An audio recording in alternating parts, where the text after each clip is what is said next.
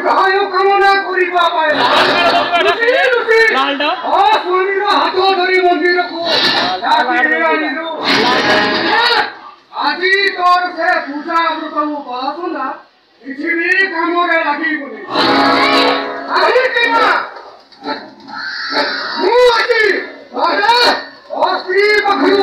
बहुत दूर को पठेई दे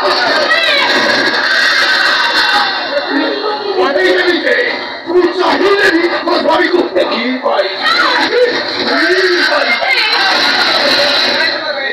वो अत्रि बता रे यार बोले यार लोगों लेकिन हम को बोलना है मैं मत क्षमा कर दो क्षमा